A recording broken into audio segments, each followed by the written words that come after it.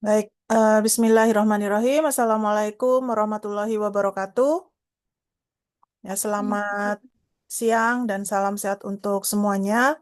Pada kesempatan ini kita akan berdiskusi untuk mata kuliah perawatan menjelang ajal dan paliatif ya. Mohon maaf karena pada saat waktunya saya belum bisa untuk masuk dan baru bisa untuk hari ini. Jadi pada hari ini kita akan berdiskusi tentang konsep penyakit kronis, terminal, dan menjelang ajal ya. Jadi pada pasien-pasien yang dalam keadaan kronis, terminal, dan menjelang ajal, diharapkan nantinya setelah pembelajaran ini, teman-teman bisa dapat menjelaskan kembali karakteristik pasien pada penyakit kronis, terminal, dan menjelang ajal, yang mana keadaan atau kondisi dari penyakit kronis, terminal, dan menjelang ajal ini merupakan keadaan yang biasanya mendapatkan perawatan paliatif ya. Jadi keadaan sampai pada fase end of life atau kematian sebenarnya biasanya diawali oleh adanya suatu perjalanan penyakit ya. Jadi pada keadaan kondisi-kondisi yang kronis ya, atau sampai nanti terjadi suatu keadaan yang terminal, maka di fase-fase keadaan terminal tersebut, ada fase di mana adanya keadaan suatu menjelang ajal itu terjadi, sampai nanti pada fase end of life-nya. Oleh karena itu, bukan berarti pada pasien-pasien kronis saja sebenarnya ya yang mengalami kematian. Kita tahu semua umur kan tidak bisa kita apa namanya kita pastikan begitu ya. Jadi pada saat mungkin pada fase akut tiba-tiba ada mengancam kehidupannya sampai ada kematian itu juga bisa terjadi. Namun yang akan kita bahas pada saat ini adalah suatu keadaan yang mana keadaan yang diawali oleh suatu kondisi penyakit yang kronis atau terminal sampai nanti adanya suatu pada fase end of life atau kematian itu sendiri ya. Jadi terkait dengan fase terminal ya, jadi fase terminal atau fase kronis ya. Jadi terminal itu bukan terminal bis gitu bukan ya. Tapi fase di mana pada saat penyakit terminal ini adalah penyakit tersebut tidak dapat disembuhkan, tidak ada obatnya dan kematian tidak dapat dihindari dalam waktu yang bervariasi. Itu menurut Stuart and Sandon. Ada juga menyatakan bahwa penyakit pada stadium lanjut, jadi tidak dapat diobati, bersifat progresif, pengobatan hanya bersifat paliatif. Jadi, pada suatu keadaan-keadaan kondisi kronis yang mana biasanya itu diawali oleh penyakit-penyakit yang memang sudah dikategorikan penyakit kronis ya. Nah, ketika dia dinyatakan suatu penyakit kronis, maka ada suatu keadaan yang dikatakan dia terminal. Jika sudah dikatakan dia pada fase terminal, maka pengobatan sebenarnya yang diberikan itu tidak memberikan suatu respon yang positif sebenarnya ya, sehingga pemberian paliatif itu dibutuhkan pada keadaan-keadaan tersebut. Oleh karena itu, perawatan paliatif itu adalah salah satu yang mungkin juga pernah sudah Anda dapatkan pada TM1 ataupun TM TM ketiga begitu ya, bahwasanya prinsip dari perawatan paliatif itu sendiri adalah meningkatkan jadi agar dia pada akhir fase kehidupannya bermartabat begitu ya, artinya berkualitas. Nah, sehingga apa-apa yang kebutuhan yang diharapkan oleh pasien-pasien dengan keadaan terminal ini juga perlu kita identifikasi ya. Nah, berikut adalah kriteria penyakit terminal ya. Jadi yang sudah saya sampaikan sebelumnya bahwa penyakit terminal ini merupakan penyakit tidak dapat disembuhkan. Kemudian pastinya mengarah adanya suatu keadaan pada end of life atau kematiannya. Kemudian diagnosa medisnya sudah jelas ya. Yang tadi sudah saya katakan, ada beberapa penyakit yang memang sudah diklasifikasikan suatu penyakit-penyakit kronis. Artinya di awal diagnosa itu sudah tahu gitu ya. Sehingga kalau kita kembali lagi pada konsep konsep apa ini? Konsep paliatif ya, bahwa paliatif itu pelayanan paliatif itu tidak hanya pada saat dia sudah terminal begitu ya. Tapi pada saat diagnosa awal kita sudah bisa memberikan pelayanan paliatif itu sendiri dengan prosentase atau proporsi yang berbeda antara early diagnosis dan sampai pada terminal menjelang ajal atau bereavement atau ada fase berduka gitu. Itu juga ada porsinya di dalam pelayanan paliatif itu sendiri. Maka dari itu, dengan kita memahami penyakit terminal ini, maka kita bisa tahu berapa porsi yang harus kita berikan di dalam layanan paliatif. Nah, di sini saya ingatkan juga bahwa pelayanan paliatif itu sendiri itu tidak hanya dari kita saja ya. Jadi artinya tidak hanya eh, kita sebagai perawat, tapi pelayanan paliatif itu adalah interdisiplin sehingga bisa dari aspek manapun yang untuk memenuhi kebutuhan dari pasien tersebut ya.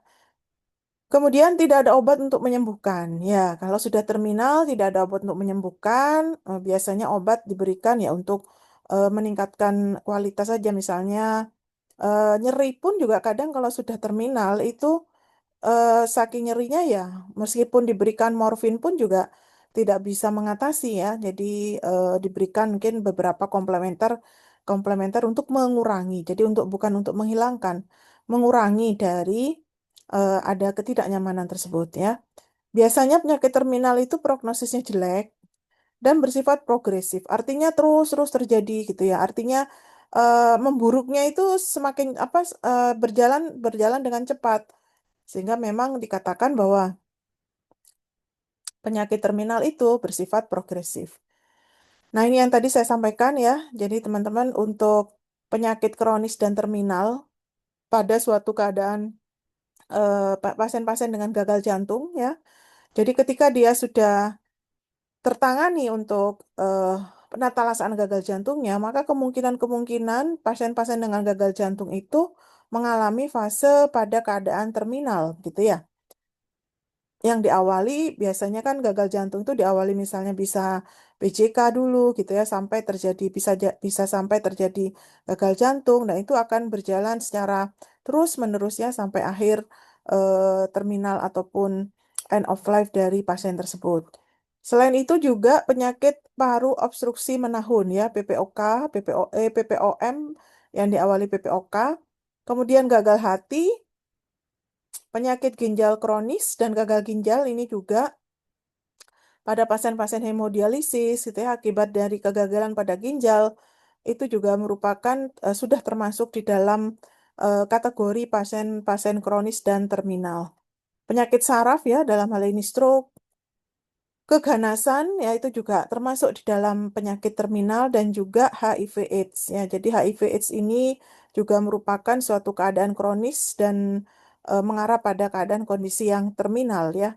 Jadi pastinya kan semua baik akut bisa jadi mengarah pada terminal. Cuman karena ini memang dari awal itu sudah dipastikan bahwa pengobatannya lama gitu ya. Kemudian tidak tahu perkembangan penyakit yang nantinya seperti apa begitu ya. Jadi itu yang terjadi pada keadaan-keadaan kronis. Nah, ini perbedaan. Nah, artinya pada suatu keadaan kronis dan terminal tersebut, pasti pasien yang ada di hadapan kita itu adalah berbagai kategori gitu ya. Jadi berbagai kategori termasuk juga keadaan-keadaan terminal itu juga di hadapan kita itu adalah pasien anak-anak.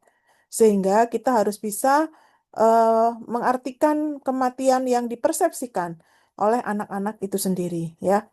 Jadi jangan menyamakan bahwasanya anak itu mengerti tentang apa yang terjadi karena tadi kan ujung akhirnya pada terminal itu adalah kematian. Jadi ketika kita berhadapan dengan pasien-pasien anak dengan keadaan terminal, maka kita jangan berpikir bahwa pengetahuan kognitif dari dewasa dengan anak itu tentang arti kematian itu adalah sama. Pasti itu akan berbeda. Jadi pendekatannya juga akan berbeda ya. Kemudian mekanisme coping ya. Jadi mekanisme coping belum terbentuk sehingga ketika dia dinyatakan keadaan suatu terminal, bisa jadi itu akan bisa menyebabkan suatu regresi atau pengemunduran dari perkembangan yang sebelumnya misalnya ya. Kemudian anak diajak berdiskusi mengenai tentang Tuhan, surga, dan benda-benda yang tidak terlihat, tergantung sesuai dengan perkembangan karakteristik kognitif dari usia dari si anak tersebut ya. Ini beberapa kebutuhan yang pada anak yang terminal yang harus dipahami oleh teman-teman karena ini akan berbeda nantinya ketika kita berkomunikasi dengan orang dewasa dan juga berkomunikasi dengan anak dalam keadaan kondisi terminal ini gitu ya. Kemudian eh, memberitahu kepada anak bahwa ia tidak sendiri dalam menghadapi penyakit tersebut, ya pastinya di dalam menginformasikan, melibatkan orang tua, dan juga menyesuaikan dengan kognitif dari anak. Kemudian berdiskusi dengan saudara kandung ataupun artinya siapa sih yang terdekat dengan anak tersebut. Begitu juga orang dewasa, siapa yang sebenarnya bisa untuk berbagi rasa ya yang selama ini dekat dengan pasien dengan keadaan terminal tersebut itu juga perlu juga untuk orang dewasa dan dukungan untuk meningkatkan coping itu sendiri. Ya, jadi menjelaskan kematian di sini ya bahwa ya harus bagaimana kita menjelaskan kematian pada anak ya kita harus sesuaikan dengan kognitif karena dengan kita memahami kognitif dari si anak kita bisa tahu apa yang strategi apa yang terbaik untuk mendiskusikan kematiannya tersebut. Kemudian respon anak terhadap pertanyaan mengenai kematian merupakan dasar tingkat kematangan anak. Nah, itu tadi ya. Makanya kan kalau kadang kalau misalnya dia usia toddler ya karena dia sakit ya nangis terus aja begitu ya. Tapi kalau dia sudah usia sekolah, sudah usia remaja, pastinya dia apa yang terjadi dengan dirinya karena dia sudah paham apa yang dia pikirkan. Kadang itu yang bisa memberikan suatu hal yang keingintahuannya semakin meningkat pada anak-anak tersebut sehingga kita bisa menyampaikan nantinya konsep dari kematian tersebut sesuai dengan apa yang dipahami oleh si anaknya. Ya, jadi ini tadi mengerti para prasekolah kematian sudah tidak ada nafas, dada, perut datar. Nah, itu. Jadi persepsinya berbeda-beda antara anak-anak sesuai dengan tahapan perkembangan usianya. Jadi itu yang perlu untuk diperhatikan. Kemudian membutuhkan keberanian bahwa ia dicintai dan tidak merasa ditinggalkan. Karena itu menjadi suatu hal, nah, karena kadang itu stresor untuk hospitalisasi pada anak itu adalah ditinggalkan oleh orang-orang yang dia sayangi misalnya ya. Jadi eh, apa namanya biasanya dia sekolah atau dia bermain dengan teman-temannya. Kenapa dia tidak bisa bermain saat ini? Nah, itu yang terjadi. Kemudian tanpa memandang umur sebagai orang tua seharusnya sensitif dan simpati ya mendukung apa yang anak rasakan ya. Jadi orang tua tentunya harus apa ya harus ikut merasakan dan juga terlibat di dalam apa yang dirasakan oleh anaknya. Nah, tentunya kenapa kita memahami konsep terkait dengan penyakit terminal ini ya? Karena kita bisa, karena kan nanti ini tujuannya adalah bagaimana Anda melakukan perawatan paliatif gitu ya. Dalam hal ini diharapkan Anda nanti bisa mengkaji permasalahan-permasalahan fisik. Dan tentunya pengkajian masalah itu tidak hanya fisik pastinya. Jadi biopsikososio dan spiritual itu juga perlu dikaji ya sehingga apakah ada terjadi permasalahan-permasalahan biopsikososio-spiritual yang terjadi pada anak tersebut. Nah, itu yang penting untuk bisa kita lakukan begitu ya. Jadi, masalah-masalah pasien di sini, masalah fisik ya, tentunya pastilah keadaan terminal yang tadi dari beberapa kategori penyakit itu ya ada masalah nyeri, misalnya pada pasien-pasien dialisa ya, ada perubahan kulit gitu ya warna tambah pigmentasi kulitnya yang mana mungkin saja membuat membuat si pasien tersebut merasa tidak nyaman, misalnya seperti itu. Begitu juga untuk misalnya pada sirosis ya terjadi distensi ataupun konstipasi ataupun pada pasien-pasien keganasan terjadi alopecia ataupun kelemahan otot. Itu masalah fisik yang harus bisa kita identifikasi pada saat kita mengkaji permasalahan pada penyakit terminal. Kemudian masalah psikologi ya. Jadi permasalahan psikologi tersini adalah ya pastinya lah karena adanya ketidakberdayaan ya, ketidakberdayaan yang terjadi pada pasien tersebut pastinya mengharuskan atau adanya ketergantungan yang tinggi ya, mengharuskan adanya ketergantungan yang tinggi. Artinya membutuhkan suatu bantuan akibat adanya ketidakberdayaan dari seseorang tersebut. Kemudian kehilangan kontrol, artinya sudah putus asa misalnya. Ya. Jadi itu yang biasanya terjadi pada masalah-masalah psikologis. Kemudian kehilangan produktivitas dan juga hambatan di dalam berkomunikasi gitu ya. Jadi eh, hal-hal tersebut yang perlu untuk kita perhatikan sehingga diharapkan nantinya kita tidak hanya secara fisik tapi psikologi juga harus penting untuk kita bisa kaji.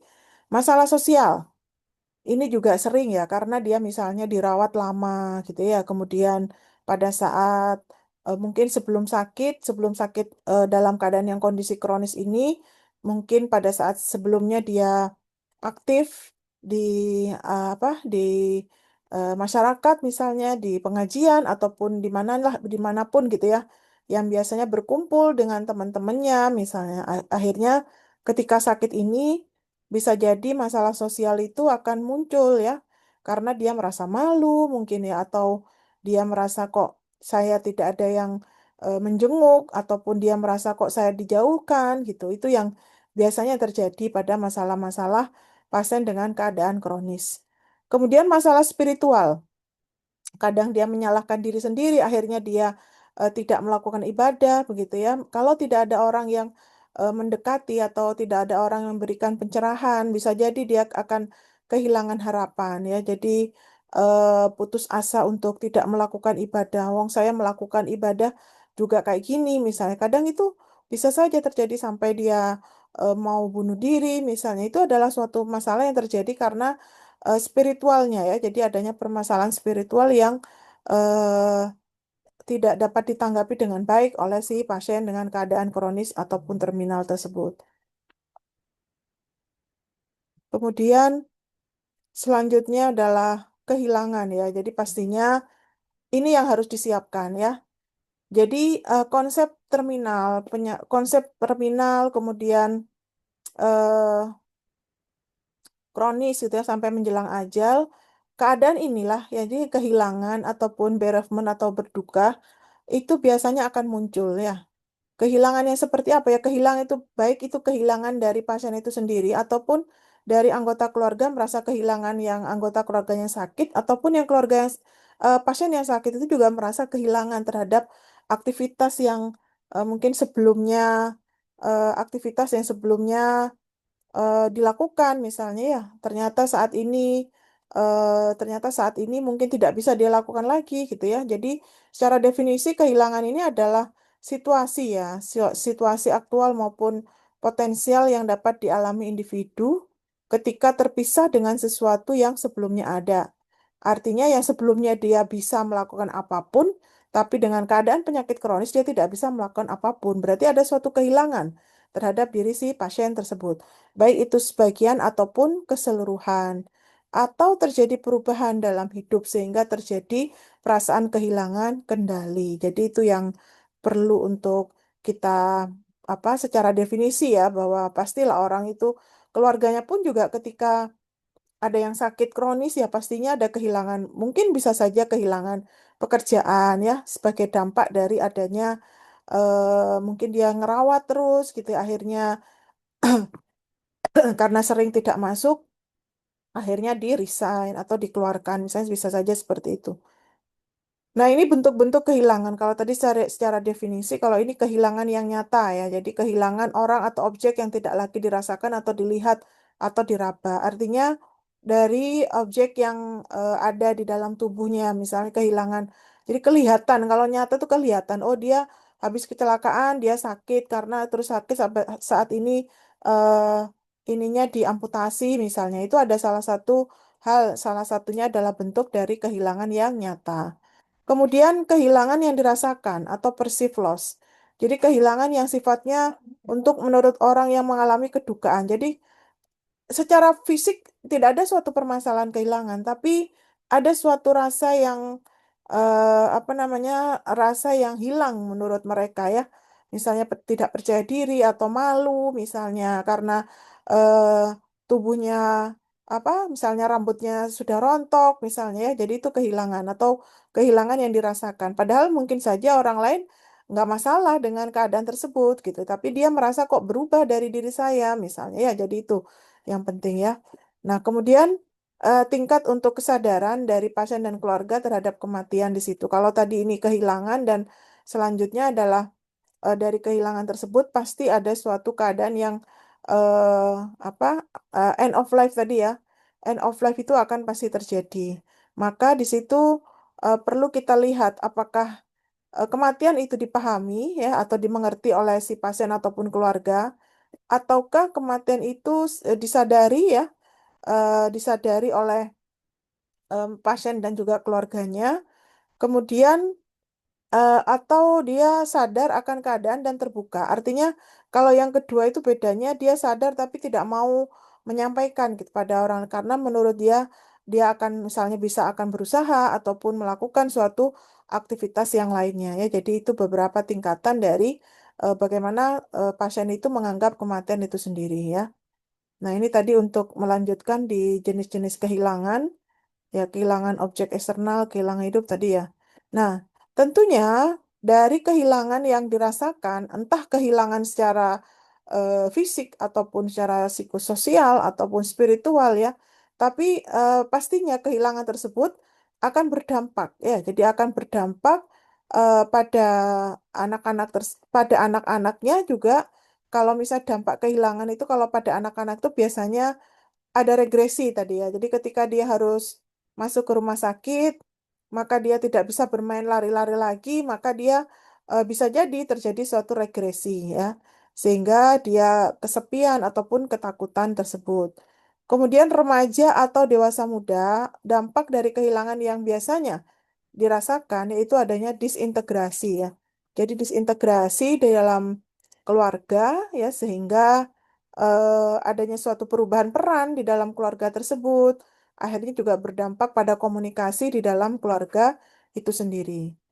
Kemudian kalau pada dewasa tua biasanya karena dia dewasa tua itu kan biasanya eh, anaknya sudah bekerja begitu ya sehingga dia tinggal berdua dan selanjutnya nanti dia akan apa namanya eh, berdua di rumah dan ketika salah satu pasangannya ada suatu keadaan kondisi yang kronis ya pastinya dia akan kehilangan gitu ya dan pasti akan kehilangan semangat karena yang biasanya kemana-mana berdua akhirnya ketika keadaan tersebut kondisi kronis tersebut terjadi ya biasanya itu akan kehilangan semangat dan akan menjadi depresi juga pada pasangannya tersebut ya. Nah, baik. Jadi itu ya, jadi kehilangan yang sebelumnya kita jelaskan terkait dengan kehilangan. Kemudian berduka. Berduka ini kan sebenarnya kelanjutan ya dari adanya suatu proses kehilangan. Jadi merupakan reaksi emosional dari adanya kehilangan. Kalau hilang tadi ya bisa hilang secara objek, hilang tidak juga serupa objek, objek juga bisa. Nah, dari kehilangan tersebut ada rasa secara emosional disebut dengan grieving ya. Jadi biasanya diwujudkan dengan berbagai cara sesuai dengan pribadi dari orang-orang tersebut yang biasanya didasari oleh ekspektasi budaya, pengalaman pribadi gitu ya dan juga keyakinan spiritual yang dianutnya. Itu proses berduka. Ada lagi proses berkabung. Proses berkabung itu adalah periode penerimaan terhadap kehilangan dan berduka. Jadi periode penerimaannya. Kalau ini kan benar-benar berduka, jadi terhadap kehilangannya. Kalau dia sudah menerima, maka itu ada dia berada pada fase berkabung. Jadi pada fase berkabung ini terjadi dalam masa kehilangan atau sering dipengaruhi oleh kebudayaan atau kebiasaan. Artinya kadang itu kan ada yang daerah beberapa daerah yang misalnya kematian misalnya ya. Jadi nanti setiap hari mungkin ada suatu tahlilan misalnya nanti 40 hari. Nah, biasanya orang-orang yang berkabung itu ketika ada suatu event tersebut, kadang dia ingat, akhirnya berkabung kembali. Jadi naik turun ya. Jadi fase kehilangannya itu kadang menyesuaikan juga dengan kepribadian dari diri seseorang itu masing-masing. Nah, tentunya eh, tahapan terkait dengan berduka ya, itu pasti ada eh, apa kategori ataupun kenapa kita itu harus tahu. Ketika kita mempelajari konsep penyakit terminal, penyakit menjelang ajal, ataupun kematian penyakit-penyakit yang mengarah pada end of life, kenapa kita harus memahami jenis berduka ini, gitu ya? Karena apa?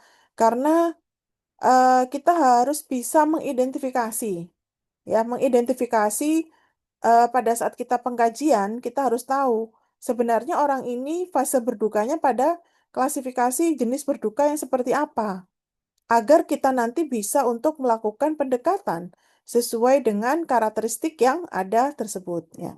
Jadi berduka secara normal biasanya eh, terkait dengan perasaan, perilaku, dan reaksi yang normal. Kalau berduka antisipatif ya, jadi proses melepaskan diri yang muncul sebelum kehilangan sesungguhnya terjadi. Artinya, salah satu yang tadi sudah saya sampaikan bahwa pelayanan paliatif ya, itu dilakukan agar pasiennya kan meninggal dengan bermartabat. Ya, meskipun kita tidak tahu dia meninggalnya kapan, karena pastinya untuk umur itu hanya yang di atas yang bisa mengetahuinya, begitu ya. Nah, ketika dia sudah diberikan layanan paliatif itu sendiri dan sudah tahu akhirnya diri dari pasien tersebut itu akan melakukan antisipasi. Begitu juga dari keluarganya juga sudah siap dengan apapun yang terjadi. Nah, untuk bisa siap tersebut ada proses yang dia jalani, ya sehingga bisa untuk eh, memahami keadaan dari pasien itu sendiri. Nah, itulah berduka antisipatif.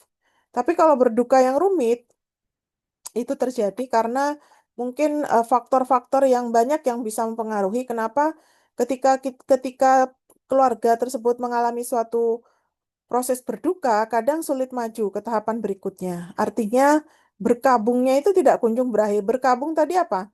Emosi ya, reaksi emosi. Kadang kan tergantung ya. Jadi kalau misalnya kehilangan orang yang disayangi, mungkin 1 hari, 2 hari dia pasti masih saja memikirkan. Nanti tinggal 2 minggu atau seminggu, 2 minggu, 3 minggu sampai 1 bulan ya. Kalau misalnya cepat untuk bisa beradaptasi, artinya kalau cepat beradaptasi pastinya kan cepat untuk beraktivitas. Akhirnya aktivitas yang dia tekuni mungkin akan mengeliminasi ya dari apa hal-hal yang terjadi pada saat kematian tersebut begitu ya. Kemudian berduka tertutup. Berduka tertutup di sini kedukaan akibat kehilangan yang tidak dapat diketahui secara terbuka ya. Artinya misalnya dia sakitnya juga parah misalnya, maka keluarganya tidak mau menyampaikan kepada para tetangganya misalnya ya, agar tidak ada yang mengganggu atau tidak ada yang mungkin sinis dan lain sebagainya. Jadi itu yang perlu untuk dipahami terkait dengan jenis-jenis berduka. Nah, ketika kita sudah paham adanya jenis berduka tersebut, maka kita harus tahu juga respon dari berduka. Kalau tadi kan jenisnya, di dalam konsep ini kita perlu memahami respon terhadap berduka. Jadi responnya itu ada denial, anger, bargaining, depression, dan acceptance. Pada tahap awal, bukan berarti denial, anger, bargain itu merupakan tahapan, tidak juga. Itu bukan tahapan respon yang harus sequence gitu ya. Ketika dia sudah denial, dia marah tidak. Tapi kita harus paham, saat ini adanya kehilangan dirasakan oleh seseorang tersebut, dia itu saat ini responnya seperti apa? Oh, responnya bagus-bagus aja dia. Nah, berarti dia acceptance. Dia sudah langsung acceptance. Eh, Dia kita kaji selanjutnya. Kenapa dia kok bisa menerima dari apa yang sudah terjadi pada saat ini? Ya, pastinya ada pada saat pengkajian. Itu peran kita. Jadi peran sebagai perawat adalah melakukan pengkajian kan, pengkajian sehingga nanti ketemu kebutuhannya apa begitu, dan itu pun nanti harus disesuaikan dengan respon dari berduka. Jangan sampai pada fase denial terus Anda menyampaikan misalnya pasien itu denial terhadap penyakit yang didiagnosa oleh dokter, kita sampaikan, jangan sampai nanti kita datang juga dengan hal yang tidak memberikan solusi. Artinya, loh kenapa sih Bapak itu kok ngeyel? Oh, sudah dikasih tahu apa namanya? Sudah dikasih tahu penyakitnya, tapi kenapa kok Bapak? Jadi biarin aja kalau dia denial pada saat itu adalah fasenya, ya, fasenya untuk dia proses berduka di dalam dirinya. Nah, ketika kita lihat secara ekspresi dia tenang gitu ya, kemudian nah baru kita masuk. Bapak tadi ada apa Bapak? Kenapa dari yang saya lihat Bapak merasa tidak puas ya dengan apa yang disampaikan oleh dokter terhadap sakit Bapak? Iya, saya juga bingung kenapa dokter itu misal menyampaikan demikian padahal saya tidak apa-apa. Misal itu denial ya. Jadi jangan jangan juga tambah memberikan suatu opini-opini dari keadaan denial dari si pasien. Biarkan dia bereksplorasi dulu, kemudian kenapanya dan lain sebagainya ya. Itu harus didekati ya. Apalagi anger ya, apalagi pada saat marah ataupun pada saat ini dia marah. Kalau pada marah ya jangan didekati gitu ya. Takutnya kan juga mengganggu ataupun akan melukai dari diri kita sebagai seorang perawat. Jadi kalau marah ya kita harus tahu. Makanya kan masing-masing ini harus kita paham. Denial itu karakteristiknya seperti apa? Anger itu karakteristiknya seperti apa? Bargaining, ya jadi tawar-menawar. Kalau misalnya dia merasa saya tadi kalau misalnya nurut apa yang dikatakan suster, saya tidak akan begini. Kenapa suster tadi tidak menyatakan lagi ataupun bagaimana? Nah, itu penawaran-penawaran yang biasanya dilakukan oleh pasien-pasien tersebut karena sudah bosen ya dirinya dengan penyakit kronis tersebut, biasanya dia sudah bosan akhirnya terjadi suatu tawar-menawar itu sendiri. Depresi ya, jadi ya pastinya depresi itu akan muncul ketika suatu dampak perilaku psikososial yang apa itu psikososial yang kurang ya atau psikososial yang memang terjadi suatu permasalahan pada pasien tersebut. Kemudian acceptance, jadi menerima. Kadang dia bisa langsung menerima. Nah, tapi acceptance ini biasanya ada suatu proses. Proses yang sudah dijalani dan pada saat proses berdukanya, dia sudah siap. Nah, kesiapan itulah yang perlu untuk kita kualitaskan pada saat pasien-pasien ini menderita keadaan dengan penyakit kronis ya ataupun menguatkan keluarganya juga ya. Jadi itu tahapan dari respon berduka yang mana ketika misalnya denial ya.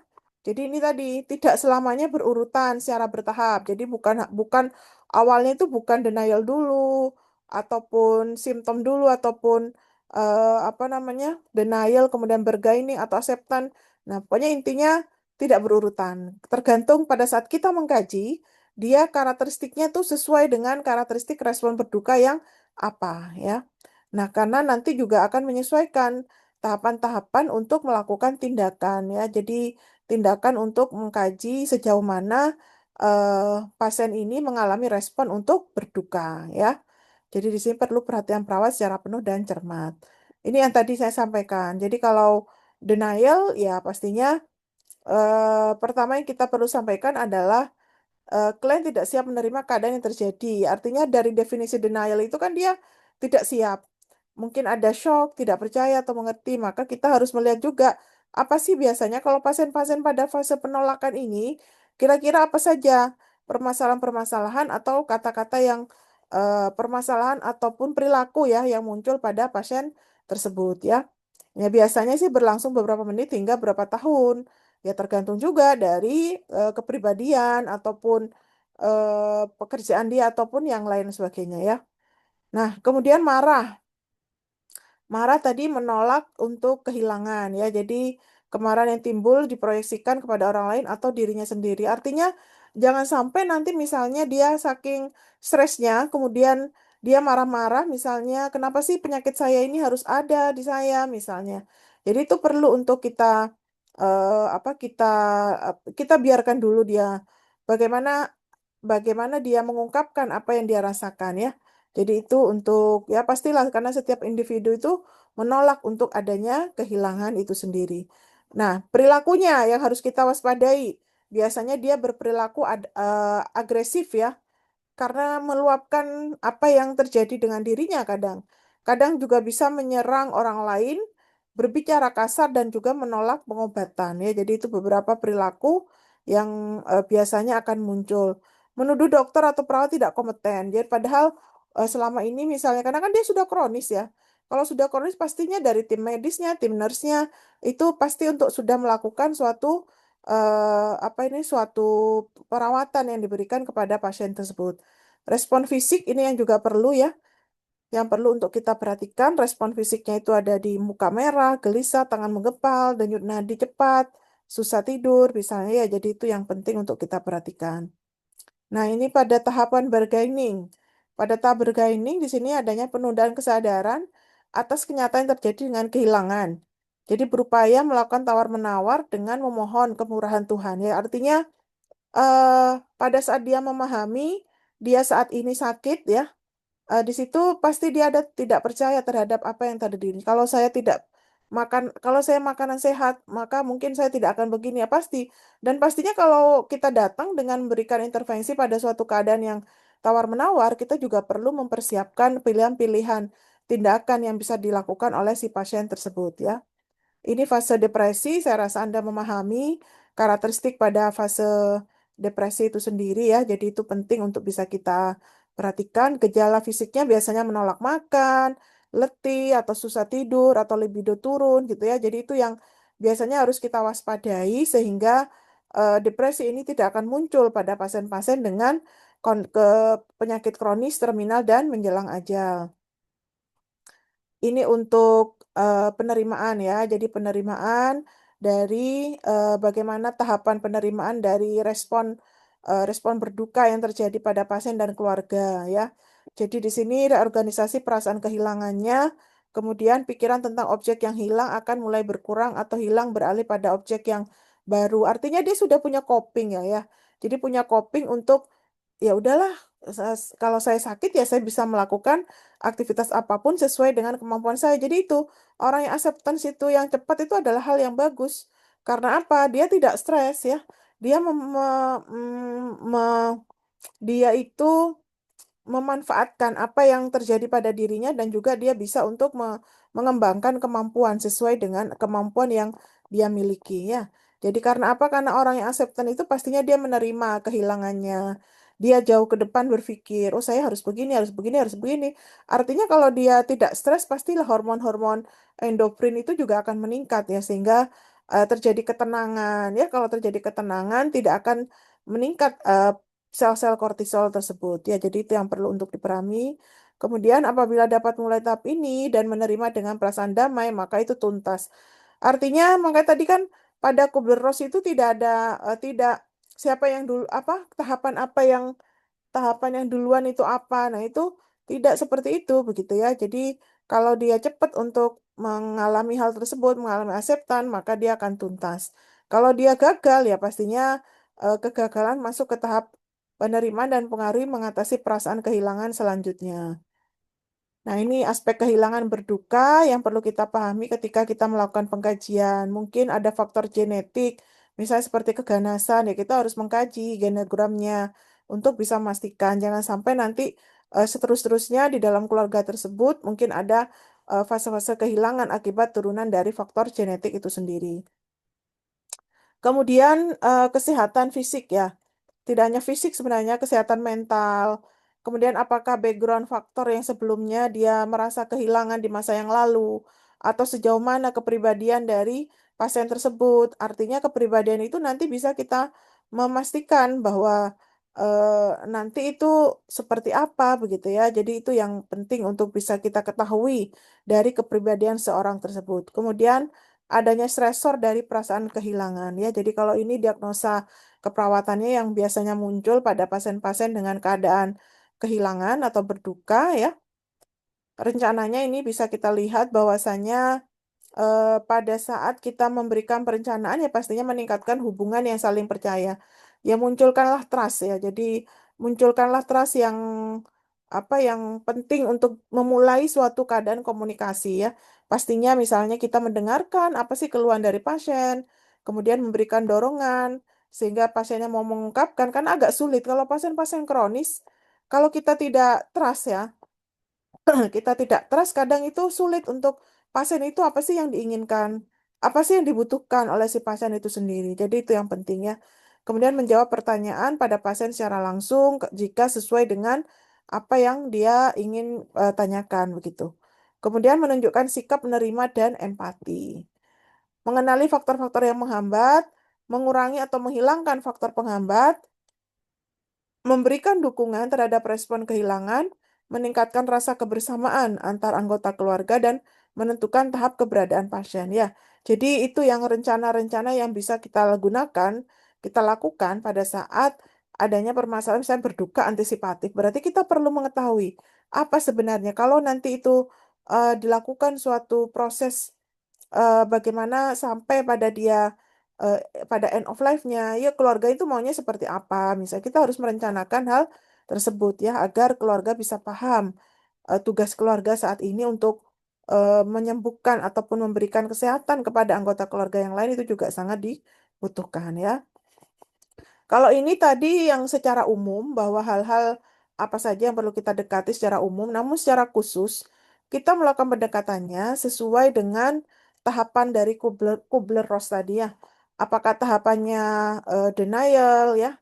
Kalau pada tahapan denial, maka ini yang harus kita lakukan.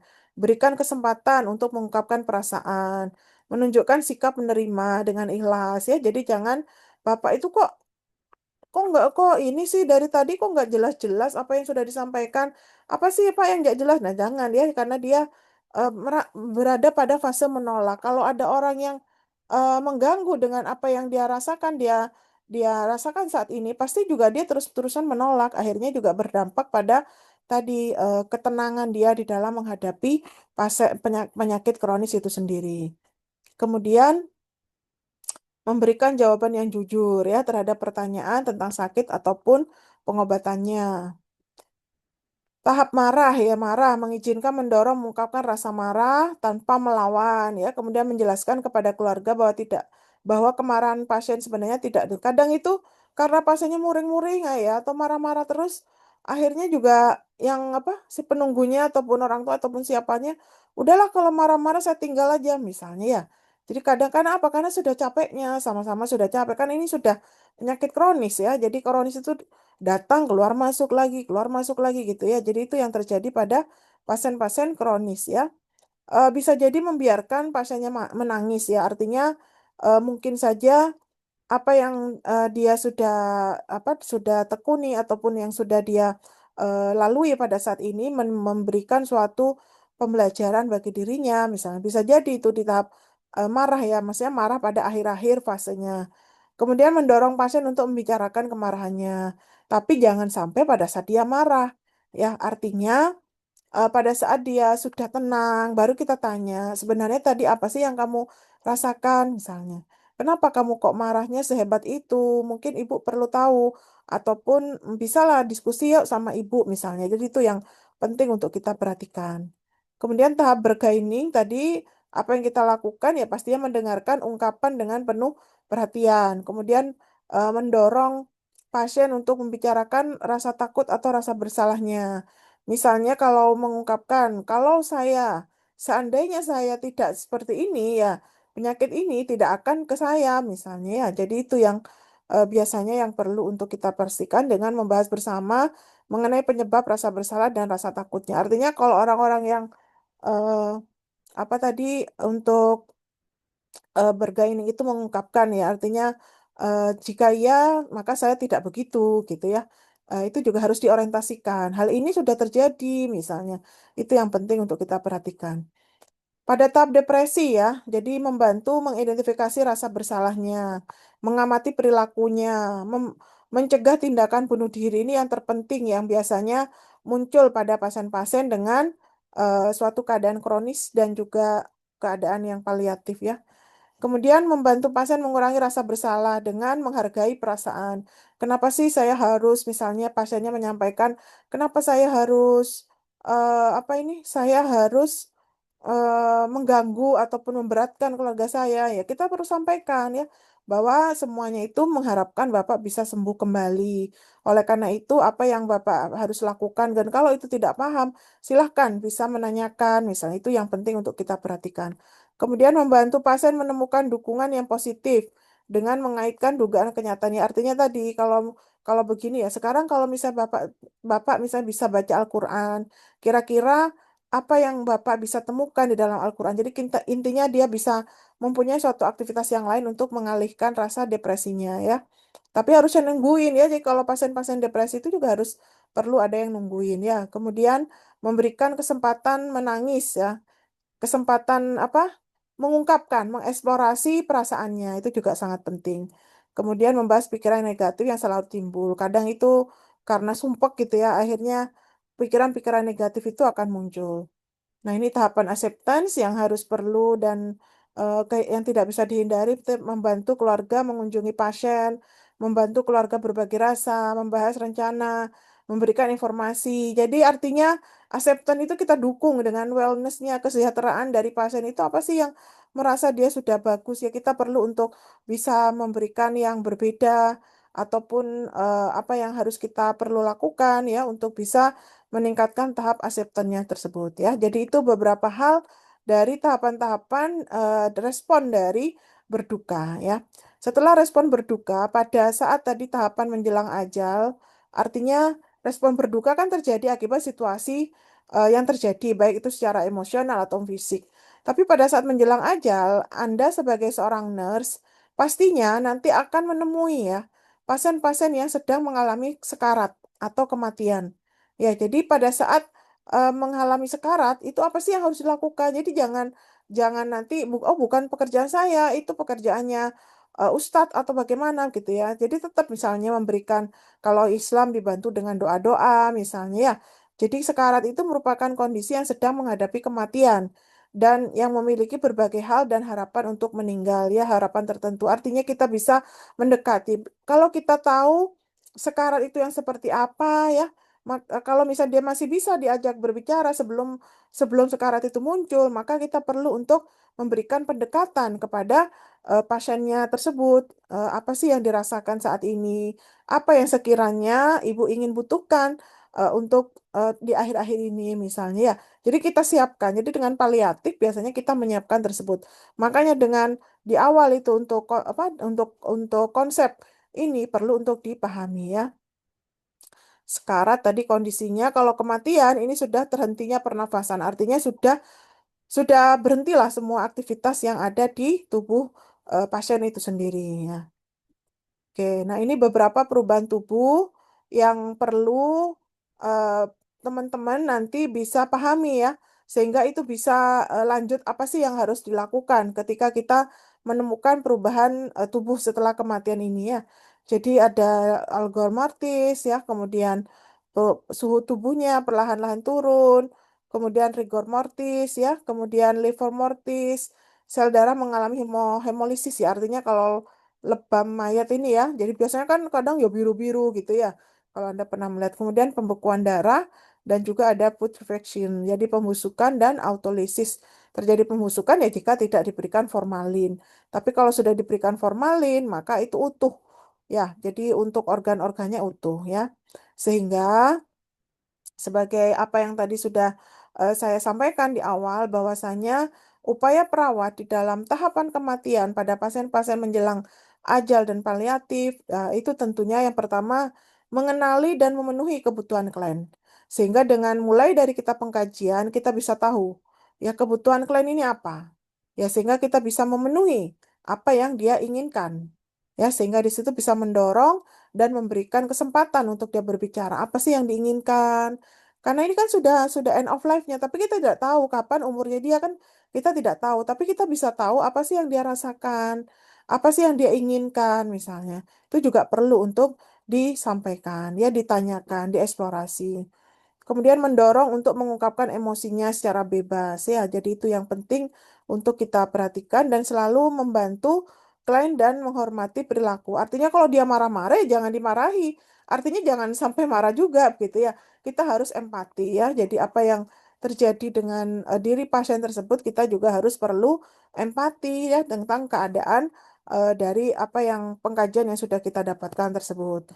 Nah, ini beberapa bantuan yang dapat diberikan pada pasien dalam menjelang ajal ya. Jadi bantuan untuk kebutuhan yang fisiologis, bantuan untuk kebutuhan sosial, dan juga bantuan untuk psikologis. Artinya ketika kita tahu tadi mengkaji bahwa terjadi suatu perubahan fisiologis yang terjadi pada pasien-pasien terminal, menjelang ajal atau sampai bahkan kematian end of life tersebut, maka apa sih yang dibutuhkan untuk kebutuhan fisiologis? Artinya kebutuhan untuk kebersihan dirinya, kebutuhan untuk mengontrol rasa sakit, kebutuhan untuk membebaskan jalan nafasnya, ya, untuk meluangkan, membebaskan dari jalan nafasnya, kebutuhan untuk beraktivitas, ya, kemudian nutrisi, ya pastilah ya, bukan berarti sudah tidak pengobatan sudah tidak bisa, terus nutrisi tidak masuk lagi. Kalau dia mampu dan masih mau, ya silakan untuk diberikan meskipun itu cairan, makanan cair, ya kita berikan sesuai dengan harapan agar terjadi suatu perubahan sel misalnya ya. Kemudian bantuan memenuhi kebutuhan eliminasi dan juga perubahan sensorik ya. Kalau ini adalah pemenuhan kebutuhan sosial, ditanyakan siapa saja yang mau ketemu gitu ya. Oh iya, saya mau ketemu sama teman saya, itu sahabat saya, tapi kenapa dia kok nggak ke sini? Itu bisa ya. Jadi bisa untuk koordinasi dengan keluarga dan juga petugas yang ada di situ bahwa dia pengen didatangkan temennya misalnya, itu juga penting ya. Kemudian menggali perasaan sehubungan dengan sakit, menjaga penampilan klien pada saat menerima kunjungan teman-teman terdekatnya, yaitu melakukan personal hygiene. Kemudian meminta saudara atau temannya untuk sering mengunjungi dan mengajak orang lain ya. Jadi itu yang penting untuk perlu. Untuk spiritual, harapan hidupnya ditanyakan. Nanti apa kalau misalnya pengennya ketika misalnya waktunya untuk mungkin suatu hari waktunya untuk dipanggil Yang Maha Kuasa itu muncul. Apa sih yang sebenarnya dia pengen inginkan? Misalnya, oh saya nantinya itu sebenarnya pengen dimakamkan di sini misalnya. Oh saya itu nanti pengen diantar oleh sini misalnya. Itu perlu untuk kita eksplorasi agar apa ya? Agar ya minimal apa yang dia butuhkan, yang dia harapkan itu bisa dipenuhi misalnya ya, mendatangkan pemuka agama atau mendorong untuk melaksanakan kebutuhan spiritual sebatas kemampuannya. Ya, baik teman-teman semua, sebagai penutup dari konsep terminal, konsep penyakit kronis terminal dan menjelang ajal, kita ketahui bersama bahwasannya respon klien dalam keadaan terminal menjelang ajal itu berbeda-beda ya. Jadi tergantung dari ya pastinya progresivitas dari penyakit yang dialami oleh masing-masing klien tersebut. Dan disinilah peran kita sebagai perawat ya tentunya apa bisa melakukan proses keperawatan ya mulai dari pengkajian. Dari pengkajian kita harus tahu apa-apa saja yang terjadi pada pasien secara biopsiko, sosio dan spiritual gitu ya. Kemudian dari pengkajian itu kita bisa menindaklanjuti untuk kita melakukan suatu tindakan ya, tindakan sesuai dengan apa yang dibutuhkan oleh si pasien itu sendiri. Dan jangan lupa perlunya keterlibatan dari keluarga ya. Untuk karena apa? Karena yang pasti yang dekat dengan pasiennya adalah keluarganya.